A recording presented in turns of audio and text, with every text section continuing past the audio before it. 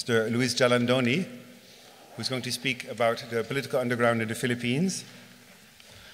Mr. Luis Jalandoni is the chief negotiator of the National Democratic Front of the Philippines.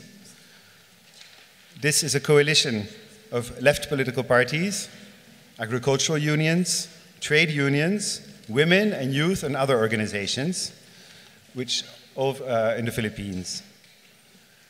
The biggest constituent organization of the National Democratic Front for the Philippines are the Communist Party of the Philippines and its armed wing, the New People's Army. The New People's Army that seeks to achieve revolution not only through armed struggle, but especially as a broad mass movement. The New People's Army has actually already brought 2 governments in the Philippines to fall. Thank you, Robert. First, I would like to say greetings and congratulations to the team of the New World Summit for this admirable initiative. Right there is the flag of our Liberation Army, the New People's Army. And I said earlier to my friend from the Basque People's Movement that our freedom fighters in the Philippines would be thrilled to see this setup and to see the flag of the Liberation Army here in this forum. I've been asked to speak on the political underground in the Philippines. The political underground in the Philippines consists of the National Democratic Front of the Philippines and the Moro Islamic Liberation Front. The NDFP, comprising the Communist Party of the Philippines and the New People's Army, and 15 other allied revolutionary organizations, fights for the national and social liberation of the Filipino people. The Communist Party was re-established on December 26, 1968. It promulgated its constitution and program for a people's democratic revolution. A few months later, in March, it formed the New People's Army, starting with 60 Red fighters, 9 automatic rifles, and 35 handguns. Despite massive repression by the US-backed Marcos dictatorship, the revolutionary movement grew to 29 guerrilla fronts in 41 provinces by October 1980. Through its revolutionary land reform program, health, education, and cultural programs, the NDFP forces won the enthusiastic support of the peasant masses and the rest of the people. In 1999, consistent with its firm position and policy to support the Bangsamoro people's right to self-determination, the NDFP forged a wide-ranging political alliance with the Moro Islamic Liberation Front. The Moro people have a long history of revolutionary struggle against foreign and domestic oppressors and exploiters. We in the NDFP recognize the Bangsamoro people's right to self-determination, including the right to secession as a right against national oppression. A few months after 9/11, the 4th highest official of the government of the Republic of the Philippines, Speaker Jose de Venecia, called up Professor Jose Maria Sison, our chief political consultant. He said the US government was about to declare the Communist Party and the New People's Army and the NDFP as terrorists. So the NDFP, he said, should sign a peace agreement of surrender.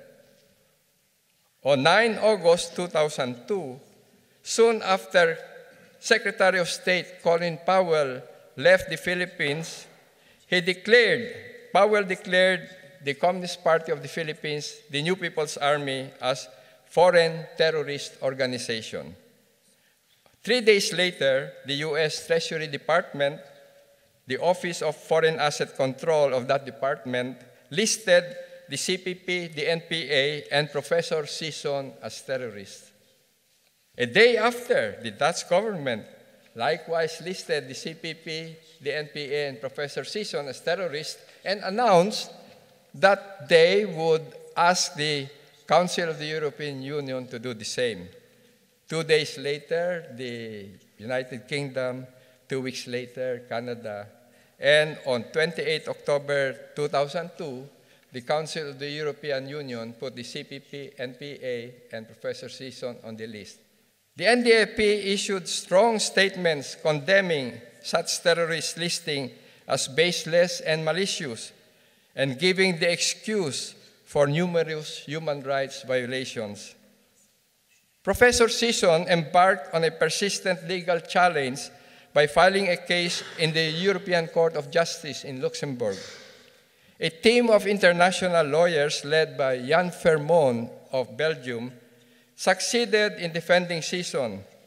In a landmark decision of the European Court of First Instance, it decided on September 30, 2009, that Sison's rights had been violated and he must be taken off the so-called terrorist list of the Council of the European Union. The new Aquino regime claims it is taking the so-called straight path, but it continues the anti-national and anti-democratic policies of the preceding Arroyo regime. Human rights violations of the Arroyo regime are condoned and carried on by the new Aquino regime. Extrajudicial killings against unarmed social activists are perpetrated at the rate of 1 every week. Demolitions of urban poor homes continue, causing death and injury, while benefiting so-called big business developers. His government allows foreign mining corporations and plantations to destroy the livelihood of the indigenous people and peasants and to devastate the environment. Massive floods caused by such devastation have resulted in many deaths, injuries, and destruction of property. The revolutionary movement in the countryside and the urban areas is very much alive and growing stronger. The effectiveness of the political underground renders the enemy forces deaf and blind, even as these are always raising a hue and cry or claiming, destroying the revolutionary forces of the people, and still employ the worst forms of deception and violence. The determination of the people and the revolutionary forces to carry on the struggle for national and social liberation is resolute, vigorous, and irrepressible.